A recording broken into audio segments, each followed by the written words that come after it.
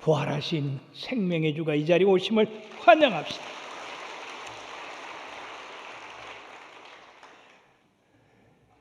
우리 기독교 역사상 가장 기쁜 성탄절과 함께 부활절입니다. 예수님께서 사망 권세 이기시고 부활하심으로 믿는 자에게 참된 기쁨과 소망을 가져다 주고 있습니다. 바울 사도는 고린도 15장 17절에서 19절에 뭐라고 말씀하느냐? 만일 그리스도께서 다시 사신 일이 없으면 너희의 믿음도 헛되고 너희가 여전히 죄 가운데 있을 것이요 또한 그리스도 안에서 잠자는 자도 망하였으리니 만일 그리스도 안에서 우리가 바라는 것이 다만 이 세상의 삶뿐이면 모든 사람 가운데 우리가 더욱 불쌍한 자라고 얘기하고 있습니다. 그러나 우리는 부활하신 예수님을 믿고 그 부활이 주는 새 생명 가운데 살아가고 있기 때문에 세상에서 가장 행복한 삶을 살고 있다고 볼 수가 있는 것입니다. 지혜롭기로 유명한 한 수도사가 한 방문객을 맞이했습니다. 그 방문객은 질문합니다. 당신은 소문대로 지혜자입니까? 그렇다고 할 수 있죠. 그렇다면 사람들이 당신을 지혜자라고 부르는 그 이유는 무엇입니까? 이 수도의 사의 대답에 보는 능력이 있기 때문일 것입니다. 보는 능력이라니요. 무엇을 보십니까? 저는 누의 고치 속에 있는 나비를 봅니다. 알 속에 있는 독수리를 보고요. 이기적인 인간의 마음 속에 있는 성자를 봅니다.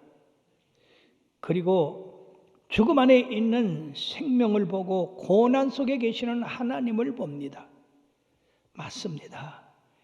지혜로운 사람은 현상 너머에 있는 본질을 보는 사람입니다. 왜 지혜롭습니까? 죽음이라는 현상 너머에 있는 부활을 보기 때문에 우리 믿는 사람들은 지혜로운 자들입니다.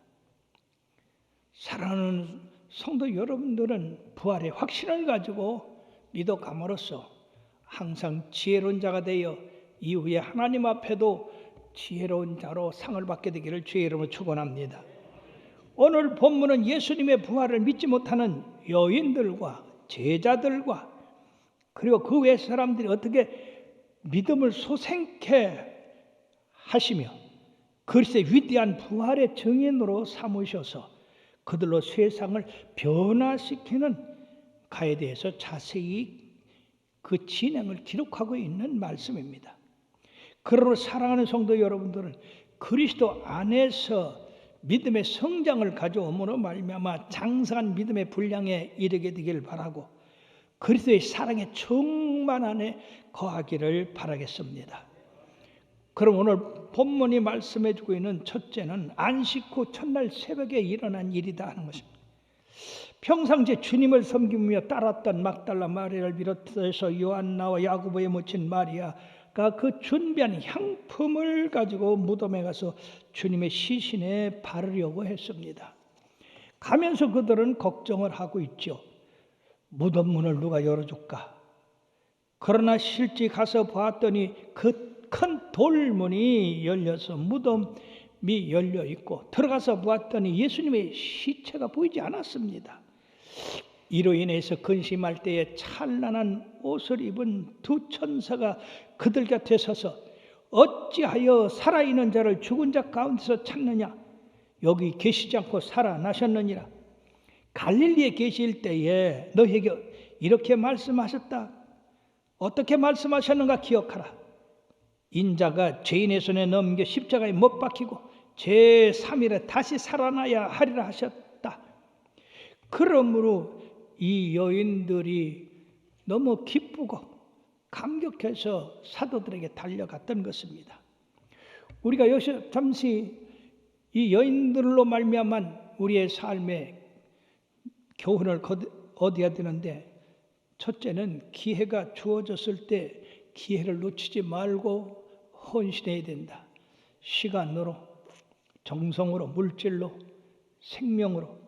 왜냐면요, 이들이 향유를 예수님의 시신에 바르려고 왔지만은 이미 때는 늦었습니다. 살아 계셨을 때에 마리아와 같이 옥합을 깨뜨려서 예수님의 장례를 준비했었어야 되는 건데, 장례 후에 시신에게 바르려고 했을 때 늦었단 그 말입니다. 살아 계실 때 우리가 헌신해야지, 죽은 다음에는 헌신할 수가 없는 겁니다. 뿐만 아니라 목적을 향하여 갈 때에 장애물이 앞에 가로놓였다. 그들의 장애물이 바로 무덤을 막고 있는 큰 돌이었습니다. 그러나 그들은 오직 예수님의 시신에 향유를 붓겠다고 하는 그 사랑, 그곳에 도착했을 때 돌은 이미 굴려지고 주님의 시신은 부활하고 없었던 것입니다. 여기서 우리는 천사의 말과 같이 주님께서 평상시에 하신 말씀을 기억하고 그 말씀을 현실로 받아들이고 행하는 그런 믿음이 있어야 된다는 것입니다. 예수님의 죽음을 기정사실로 여기고 마지막 순서를 마치기 위해서 무덤을 방문한 여인들은 헤어날 수 없는 절망감을 가지고 그 무덤에 갔지만은 그러나 주님의 말씀을 그들은 망각하고 있었던 겁니다. 기억했다 할지라도 믿질 않았습니다. 죽은 자가 어떻게 살아나느냐 이거죠. 그 모진 고난을 받으신 주님이. 이 여인들의 행동은 인간적인 면에서 고상하고 아름다운 헌신이 될 줄 모르나, 그러나 신앙적인 측면에서는 불신앙이고 아무것도 아니라는 것입니다. 따라서 천사의 질문은 산자를 죽은 자 가운데서 찾는 여인들에게 어떠한 신앙을 가져야 되는가 하는 것을 교훈해 주고 있다는 것입니다. 오늘날 그리스도의 십자가와 십자가 너머에 있는 부활 영광을 인식하지 못하고 살아가는 성도들에게 주는 귀중한 교훈이라 하는 것입니다. 자, 이 여인들이 너무나 놀라고 감격해서 사도들에게 쫓아가서 예수님의 무덤이 비었고 천사의 말이 예수님이 다시 살아나셨다고 말씀하더라. 그런데 이 사도들도 처음 여인들이 가진 그 믿음과 틀릴 게 조금 없는 것이, 이 여인들의 말이 허탄한 듯이 들려서 믿지 않았다고 했습니다. 허탄하다고 하는 것은 뭘 말합니까? 얼토당토 않다, 뜻밖의 일이다, 있을 수 없는 일이기 때문에 믿지 못한다 하는 것입니다. 이 제자들도 여전히 3년 6개월 동안 예수님 따라다니고 수없는 예수님의 말씀을 들었지만은 그 예언의 말씀과 부활을 연결시키지 못했다고 하는 것이. 베드로가 무덤에 달려가 구부려 들여다보니까 세마포만 보이고, 그리고 그 된 일을 놀랍게 여겨서 집으로 돌아왔다고 했는데, 요한복음 20장 7절에 보면 머리에 썼던 수건과 세마포 옷이 서로 딴 곳에 객혀 있었다고 했습니다. 참으로 부활하신 예수님이 얼마나 답답하셨겠습니까? 2차 대전 직후에 항생약은 대단히 귀한 것이었고 비싼 것이었습니다. 중국 상해 위생병원 선교사로 가 있던 밀러 박사에게 하루는 한 허름한 행상을 한 중국인 병자가 찾아와서 진찰을 받았는데, 밀러 박사가 진찰해 보니까 이 사람은 새로 발명한 이 항생제를 쓰지 않으면 살 가망이 전혀 없는 중증 환자였던 것입니다. 그 항생제를 쓰려니까 그 값이 대단히 비싼데 이 환자가 그 항생제 값을 치를 수 있는 그런 능력이 없어 보입니다. 그래서 이 밀러 박사는 자기의 월급에서 그 비싼 항생제를 그 값을 치르기로 하고 그리고 약을 지어서 그 환자에게 줬습니다. 그랬더니 이 환자가 아주 기뻐서 콧노래를 하고 이 선교사를 떠났는데 이게 웬일입니까? 조금 가다가 문 앞에서 그 지어진 비싼 항생제를 찢어서 떨어뜨리고 발로 비비면서 내가 수없이 비싼 약을 많이 먹었는데도 낫지 않았는데 아니 이 값싼 약을 먹는다고 낫는단 말인가? 그러고 그는 떠났어요. 사랑하는 여러분 어떻게 생각해요?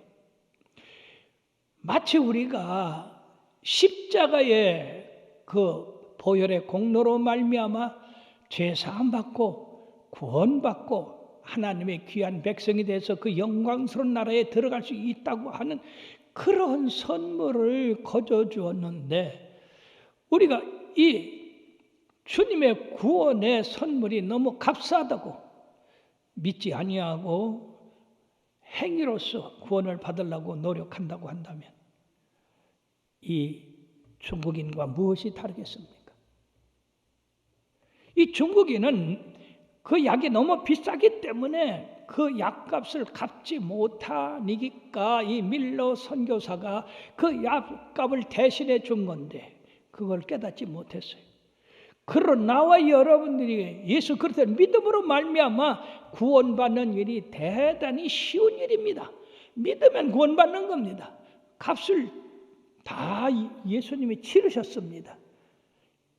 그러나 그 값은 하나님의 아들의 생명을 값주고 산 것이라는 사실을 잊어서는 안 됩니다.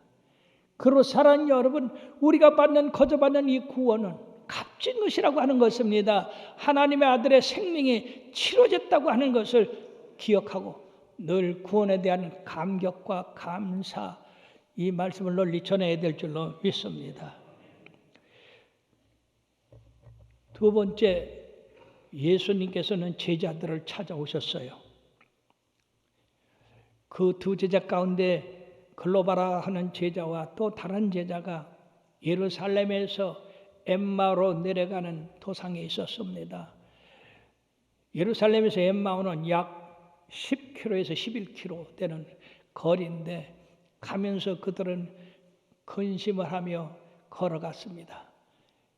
근자에 예루살렘에서 이루어진 그 예수님의 그 십자가와 또 어떤 여인들이 와서 예수님이 부활했다는 하는 얘기를 하고 자기들이 생각했던 것 전혀 다른 얘기를 하기 때문에 이들도 그들의 얘기를 허탄한 것으로 생각하고 낙심이 되어서 엠마오로 내려가는 그런 길에 있었습니다. 그때 예수님이 그들 가운데 거하시면서 너희들이 지금 무슨 말을 하느냐? 그랬을 때 이들은 도리어 예수님에게 당신이 예루살렘에 있으면서 근자에 된 것을 알지 못하느냐? 우리는 그 예수님이 바로 우리의 구원자요 구속자요 메시아인 것을 우리가 믿었는데 안타깝게도 대제사장들에 의해서 십자가에 못 박혀 돌아가셨다. 그러는데 어떤 여인들이 살아났다고 얘기를 하고 어떤 제자 가운데 또 그 무덤을 가서 봤더니 시신이 없다고까지 했다. 참 이런 황당한 일이 어딨느냐. 그 우리는 예수님을 따르다가 뭔가 큰일을 하려고 했지만은 다 수포로 들어가서 실망하고 내려가는 중에 있다. 그때 예수님께서 그들을 책망하셨습니다. 미련하고 선지자들의 말한 모든 것을 마음에 더디 믿는 자들이여 하시면서 그리스도가 이런 고난을 받고 자기 영광에 들어가야 할 것이 아니냐 하시고 모세와 선지자들의 글로 시작해서 모든 성경에 쓴 바 자기에 관한 것을 자세히 설명하셨다고 했습니다.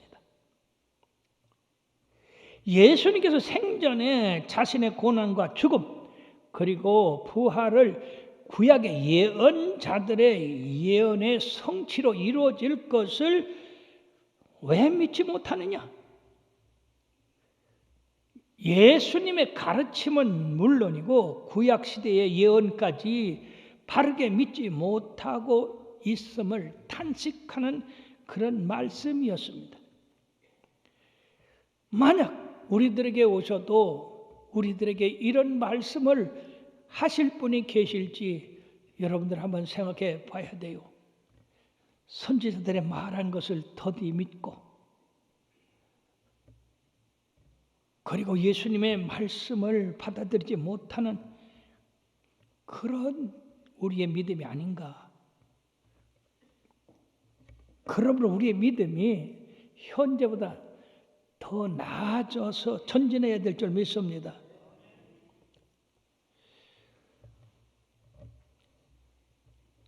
주님의 마음을 탄식하게 만드는 그런 적은 믿음이 돼서는 안 됩니다. 자, 그렇게 가다가 저물게 됐으니까 이 두 제자가 같이 머물자고 하고 저녁 식사를 할 때에 바로 떡을 가지사 예수님이 축사를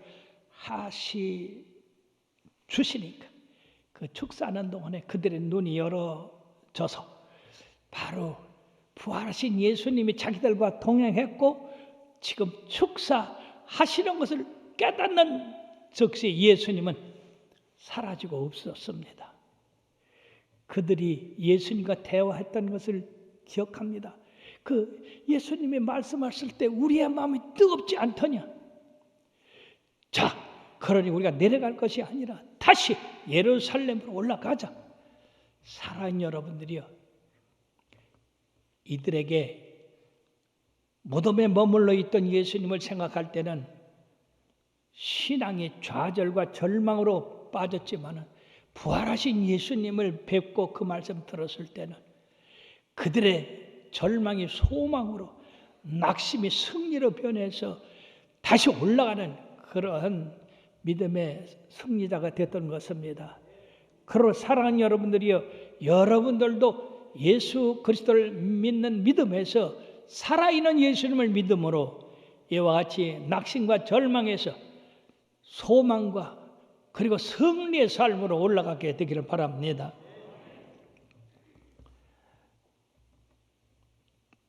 그래서 그들이 11제자가 있는 그들을 만났을 때 벌써 이미 그들도 예수님이 살아서 자기들을 만났다고 하는 것을 얘기하는데 베드로가 예수님을 만났다고 그렇게 얘기를 하면서 이 말을 할 때에 즉 베드로와 이 두 제자들과 그리고 함께 있던 거기 제자들이 함께 있을 때에 문이 닫혔는데도 불구하고 살아계신 예수님이 그 가운데 나타나셔서 평강이 너에게 있을지어다. 우리 주님은 항상 우리들에게 평강을 위해서 평화를 위해서 왔습니다. 이것은 예수님께서 제자들에게 나타난 세 번째 출현인데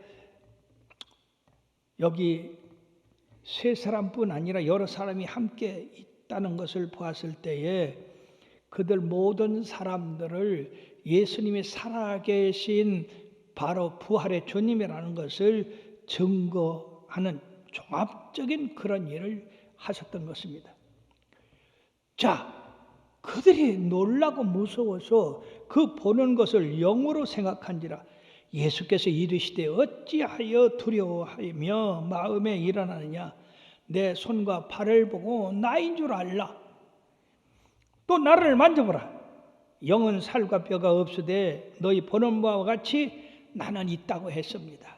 사랑하는 여러분들이요, 죽은 자가 살아나면은요 굉장히 기쁘고 할렐루야 하지 않겠어요? 근데 실질적으로는요 죽은 자가 살았을 때에 대개 사람들이 보면 놀란다고요. 예, 터키에서 어떤 교수님이 열심히 신앙생활을 하다가 돌아가셨어요. 그래서 무덤에 갖다 묻었거든요. 근데 여기 무덤도 이런 돌무덤 굴을 파서 하는 무덤인데 놀랍게도 이분이 살았어요. 그래가지고요, 나와가지고 얼마나 기쁘겠어요. 그래서 동네 들어가서 야, 내가 살았다 그랬더니요, 사람들이 다 도망갔어. 그 집에 들어가서 또 아내와 자녀들에게 내가 살았다 했더니 또 다 그냥 졸도를 해버렸어. 사람들은 죽은 자가 산다는 것은 그건 영이 산다는 것이지 실제 사람이 산다는 것을 믿지 않는데, 제자들도 영이 사는 줄 알고 믿질 않으니까 우리 주님이 실제 와서 내 손과 발을 만져보고 내가 부활했다고 하는 것을 너희들이 믿어라 라고 그렇게 말씀했던 겁니다.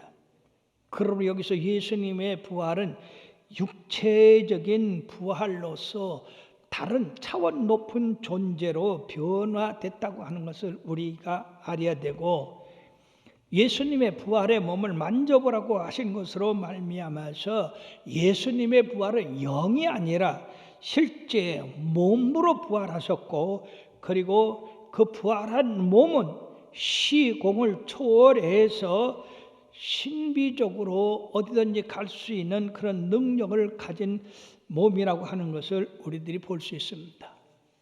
이후에 사랑하는 여러분들이요, 우리는 지금 시공의 제한을 받고 있지만 우리가 부활할 때도 그런 놀라운 변화가 있게 될 줄 믿습니다. 그러면 누가복음 24장 40절에서 43절에 보면은 이 말씀을 하시고 손과 발을 보이시니 그들이 너무 기쁨으로 아직도 믿지 못하고 놀랍게 여긴 때에 이르시되 여기 무슨 먹을 것이 있느냐 하시니 이에 구운 생선 한 토막을 드리니 받으사 그 앞에서 잡수시더라.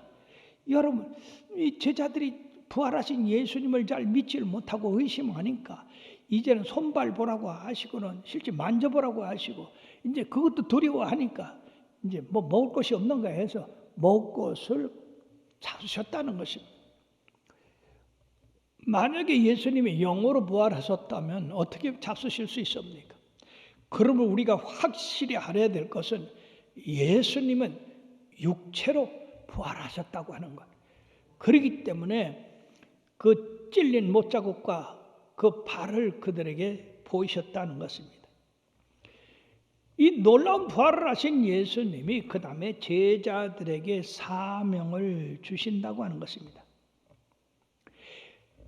예수님의 부활은 죽음과 부활의 예언의 성취라고 하는 겁니다. 모세의 율법이 선지자의 글이 시편으로 말한 모든 것들이 이루어졌다고 하는 것을 말씀하고, 그리고 저들의 마음을 열어서 성경을 깨닫게 했다고 했습니다. 참 여기서 놀라운 것은 이제까지 이 제자들은 주님의 말씀을 깨닫지 못했어요.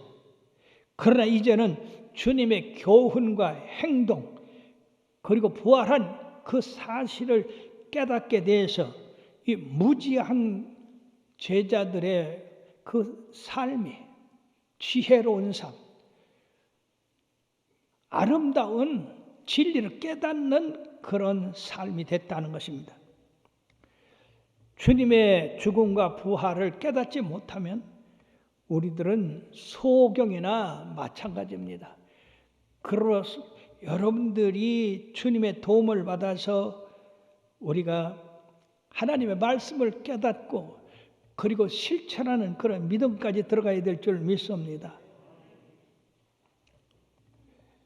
비로소 주님이 깨닫게 하는 그런 마음을 주시니까 성경에 예언한 그 모든 바가 예수님의 삶과 부활을 예정하셨다고 하는 것을 그들은 믿게 됐습니다.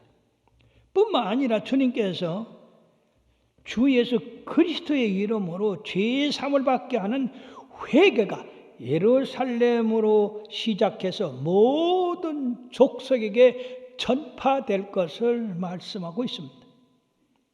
스가랴서 13장 1절 말씀에 보면은요, 그날에 죄와 더러움을 씻는 셈이 다윗의 족속과 예루살렘 주민을 위하여 열리리라. 즉 예수님의 부활하심으로 말미암아 그 부활의 새 생명의 보화가 예루살렘을 시작해서 온 유대와 사마리아와 땅끝까지 이르러 증거되게 되게 됐다 하는 것입니다. 그리고 주님께서는 말씀했습니다. 너희는 이 모든 일의 증인이라. 그렇죠.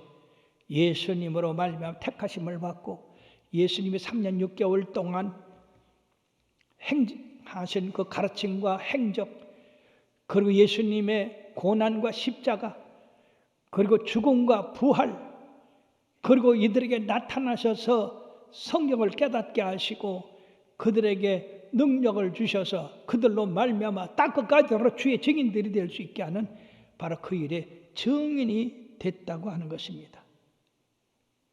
너희는 이 모든 일의 증인이라. 그러므로 너희는 위로부터 능력이 입히울 때까지 이 성에 머물라. 예수님은 위로부터 주시는 능력, 즉 오순절 성령 세례를 통하여 그들에게 권능을 주심으로 말미암아 이들이 변화되고 새 사람이 되어서 권능을 받고 사도행전 1장 8절에 있는 같이 오직 성령이 너에게 임하시면 너희가 권능을 받고 예루살렘 온 유대와 사마리아 땅끝까지 이르러 내 등이 되라 하신 것처럼 그들은 나가서 주 예수 그리스도께서 부활하셨다고 전함으로 교회가 탄생하게 되었던 것입니다. 그러므로 예수님의 고난의 십자가, 장사됨, 3일 만에 부활하심, 부활 후에 제자들에게 가르치심과 깨우침의 능력을 줌으로 말미암아 그들이 변화되어 새살이 된 것 같이 오늘날에도 우리 주님의 말씀과 주의 종들이 전하는 이 말씀과 성경에 기록된 말씀이 그대로 이루어진다는 사실을 깨닫고 사랑하는 여러분들은 무덤에 머물러 있지 말고 즉 어두운 데에 머물러 있지 말고 밝은 빛, 생명의 빛으로 나와서 예수님 다시 사셨다, 예수님이 사셨다라고 외치고 그걸 믿고 여러분들 삶에 적용하고 세상에 전하는 자들이 되어야 될 줄로 믿습니다. 우리 오늘 이 주님의 말씀에서 두 가지 크게 핵심적인 말씀이 있는데 그것은 첫 번째 24장 5절 하반절에 있는 이 천사의 말입니다. 다 같이 어찌하여 살아있는 자를 죽은 자 가운데서 찾느냐. 다시 어찌하여 살아있는 자를 죽은 자 가운데서 찾느냐. 여러분 살아서 활동하는 사람을 무덤에 가서 찾으면 있습니까? 없습니까? 없지요. 즉 이 말씀은 예수님이 부활하셨기 때문에 부활하신 그 예수님께서 주시는 선물과 그 능력을 받아서 우리들이 살아있는 그런 신앙생활을 해야 된다는 얘기예요. 어둠에 머물러 있으면 안 된다는 얘기예요. 무덤에 머물러 있으면 안 된다는 얘기예요. 마치 무슨 얘기냐 하면은요, 이 제자들이 예수님이 살아나셨다고 하는 여인들의 말을 듣고도 그들은 그것을 믿지 않음으로써 문을 꼭꼭 걸어 잠그고 유대인들한테 붙들릴까 봐 두려워했어요. 이거는 무덤에 있는 믿음입니다. 그래 예수님을 만나 살아계신 그것을 보고 문을 박차고 나가서 예수 다시 사셨네, 예수 사셨네 그렇게 전함으로 말미암아 예수 믿는 자들에게 죄 속함을 받고 구원을 받고 그리고 영생을 누리게 되는 그런 일을 하게 됐습니다.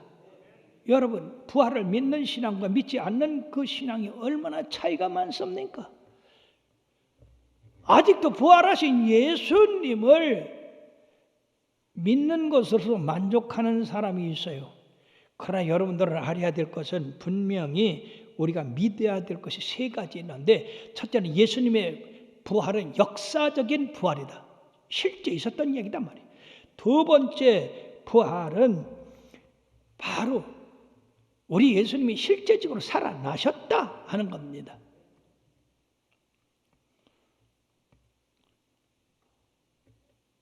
이모당이라고 하는 중국의 석학은 무종교로서 다른 모든 것을 다 철학적으로 이렇게 연구하는 사람인데 나중에 가서 예수님을 영접하게 되고 예수님의 살아계심을 널리 증거해서 많은 사람들에게 감동을 준 분인데 그분이 왜 예수를 믿게 되느냐? 내가 철학자로서 문학가로서 많은 역사가로서 연구를 해봤더니 불교의 석가모니도 무덤이 있고 공자도 무덤이 있고 또 다른 모든 사람들 다 무덤이 있는데 예수님만 무덤이 없더라. 그러니까 죽어 누워있는 사람을 누가 믿겠냐? 살아있는 예수님을 믿어야지. 그래서 그가 예수를 믿었다고 하는 거예요. 그리고 거기까지가 아니라 현재의 내 안에 예수님이 살아계신 것을 믿어야 되고 실질적으로 그 믿음의 삶을 살아야 된다는 얘기예요. 그런 사람만이 무덤에 살아있는 사람을 찾는 자가 아니라 살아있는 예수님을 찾고 만나는 사람이 된다 하는 것입니다.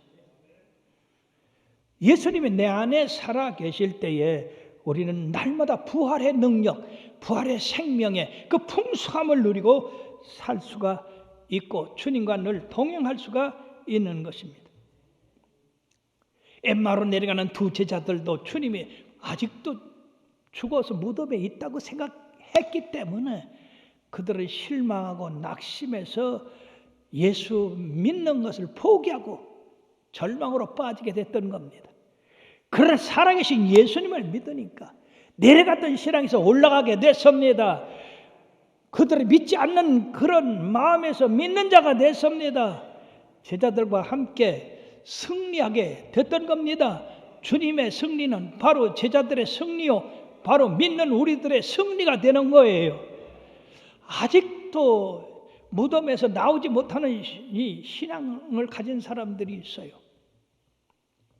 사랑하는 여러분, 살아계신 예수님을 믿을 때 여러분들이 우울증에 왜 빠져요? 우울증에서 팍 차고 나오십시오. 왜 죄에서 두려워하고 있습니까? 죄의 속함을 받고 나와서 의롭게 사시길 바랍니다. 그러므로 부활의 예수님을 믿는 사람들은 가난에서 부유함으로, 질병에서 치료로, 그리고 절망에서 소망을 얻는 삶을 살아가는 것입니다. 과연 여러분들 신앙생활에서 이런 부활의 주님의 생명이 나타나고 있는가? 열매 맺고 있는가? 돌아봐야 되는 것입니다. 그래서 예수 부활의 삶을 살아야 된다. 두 번째, 또 주님의 책망이 있습니다. 이들에게 뭐라고 했습니까? 미련하고 선지자들의 말을 더디 믿는 자들아. 여러분, 우리가 주님의 말씀하신 바를 갖다가 잘 믿지 않고 의심하고 더디 믿으면은요, 미련하고 어리석은 사람이 되는 거예요. 그러나 주님이 말씀하실 때 아멘 하고 이렇게 받아들이는 사람은 주님 잘 믿는 사람이에요. 그래서 우리 교회 아멘 잘하는 분이 한 분 계셔. 다 알지 누군지? 그분은 그저 언제든지 아멘 하고. 그게 진짜요. 그 놀라운 살아계신 부활의 말씀을 들으면서도 그런가?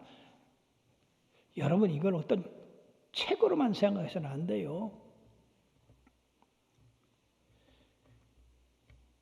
부활하신 예수님을 본 제자들이 변화되어서 두려움이 담대함이 됐고 어리석음이 지혜로운 자가 됐고 그리고 절망에 처한 자가 소망을 얻게 됐고 그리고 가난한 자가 부양을 받게 됐고 병으로 고통받는 자가 치료함을 받게 됐고 여러분이요 이렇게 예수 부활을 믿으면서 우리 하나님의 놀라운 살아계심이 현재 우리와 함께 역사해야 된다는 얘기.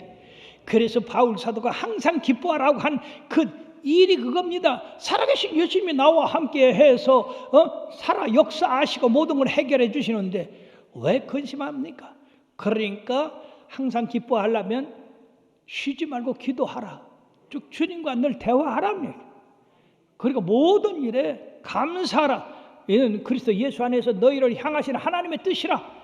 그 말씀이 바로 부활하신 예수님의 그 삶을 살기 때문에 그런 것입니다. 그럼 이 제자들이 오순절 마가다락방에서 성령의 충만함을 받았습니다. 그러자 그 즉시 일어나서 담대하게 말씀을 전함으로 그 말씀을 듣는 자가 하루에 3,000명이 회개하고 돌아왔어요. 이 얼마나 큰 능력입니까? 얼마나 큰 권세입니까?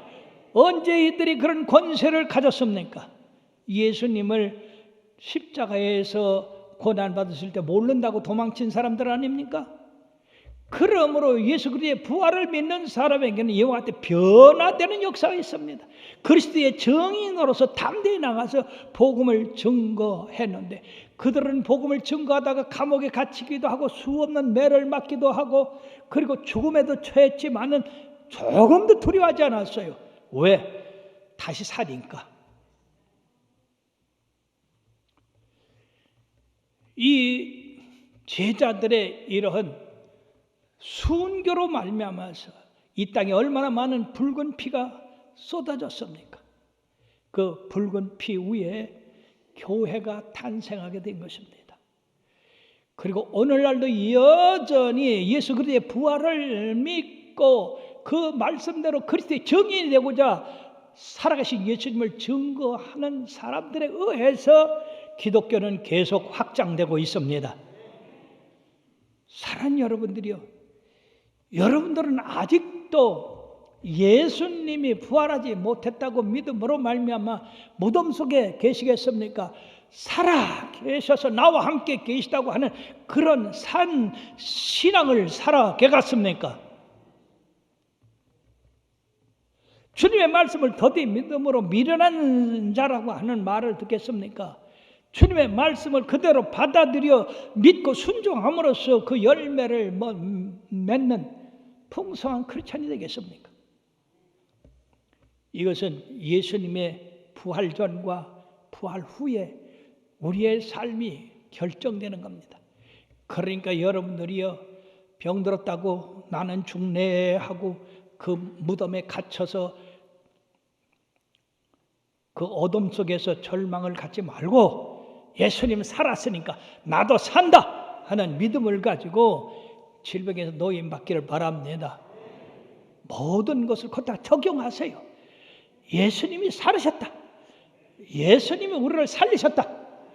우리가 예수님과 함께 살고 예수님과 함께 영광에 이를 것이다. 이런 믿음을 가지고 힘없는 크리스찬이 아니라 힘 있는 크리스찬, 생명이 없는 그런 시들한 크리스찬이 아니라 생명이 넘치는 생생한 크리스찬들이 되기를 바랍니다. 그럼 사랑하는 여러분, 이 부활절의 의미가 이런 것이라는 것을 생각하고 그저 예수님 다시 사셨네라고만 하는 그것을 기념하는 것이 아니라 그 사신 예수님을 실제 우리의 삶에 적용해서 그 부활의 능력이 날마다 여러분을 통해서 열매 맺게 되기를 주의 이름으로 축원합니다. 기도하시겠습니다.